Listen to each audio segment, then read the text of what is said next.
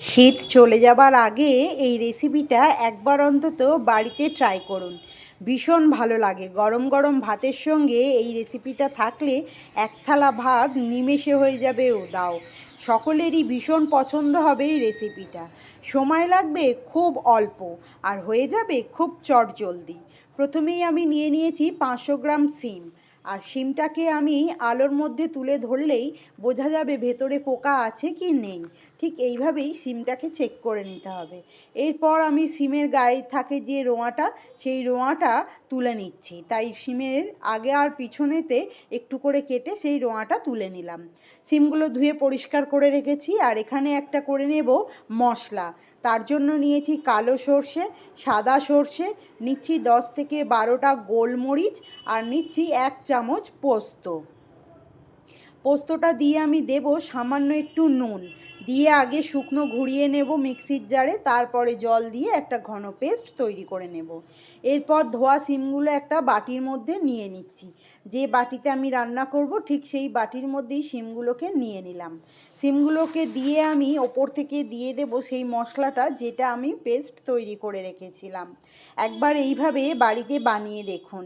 বাড়ির সকলে ভীষণ খুশি হবে আর সময়ও লাগে খুব কম। স্বাদ অনুসারে দেব আমি নুন, দিচ্ছি সামান্য একটু চিনি সর্ষের খার ভাব কাটানোর জন্য, দিচ্ছি হলুদ গুঁড়ো, দিচ্ছি ঝাল লঙ্কার গুঁড়ো, দিচ্ছি একটু জিরে গুঁড়ো, দেব আমি একটু ধনে গুঁড়ো। এরপর আমি দেব 2 থেকে 3 চামচ ভর্তি ভর্তি সর্ষের তেল। সর্ষের তেলটাকে দিয়ে আমি এটাকে খুব ভালো করে সিমের সঙ্গে মাখিয়ে নেব। বেশ ভালো করে সমস্ত সিমের গায়ে মশলাটাকে আমি লাগিয়ে দেব, কারণ আজকের রান্নাটা হবে একদম জল ছাড়া। বেশ ভালো করে দেখুন সিমটাকে মাখানো হয়ে গেছে।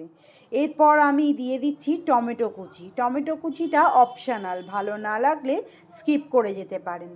দিয়ে দিচ্ছি আমি 4খানা কাঁচা লঙ্কা। ঝাল কম ছিল তাই আমি 4টে কাঁচা লঙ্কা ব্যবহার করেছি।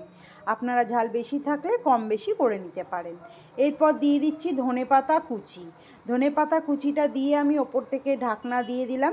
দিয়ে আমি এখানে কড়াইতে জল বসিয়ে দিয়েছিলাম। বেশ সুন্দরভাবে গরম হয়ে গেছে জলটা। তার মধ্যে আমি টিফিন বাটিটাকে বেশ ভালো করে বসিয়ে দিয়ে একটা নিরেট করে ঢাকনা দিয়ে 10 মিনিটের জন্য ভিটভিটে আঁচে বেশ ভালো করে আমি ফুটিয়ে নিলাম জলটাকে। 10 মিনিট পর দেখুন বেশ সুন্দরভাবে জল ফুটে গেছে, টিফিন কেরিও খুব ভালো গরম হয়ে গেছে। এরপর আমি এটাকে ঠান্ডা করার জন্য ছেড়ে দিলাম। ঠান্ডা হয়ে যাবার পর এবার আমি টিফিন বাটিটা খুলে একটা বড় চামচের সাহায্যে বেশ ভালো করে একটু ঘেঁটে নিতে হবে। দেখুন আমরা জল দিইনি, তার সত্ত্বেও কিন্তু সিম থেকে কত জল বেরিয়েছে। আর এই জলের সঙ্গে মশলাটা বেশ মাখামাখি হয়ে গেছে। তাই সবকটাকে বেশ ভালো করে মাখামাখি করে নিতে হবে।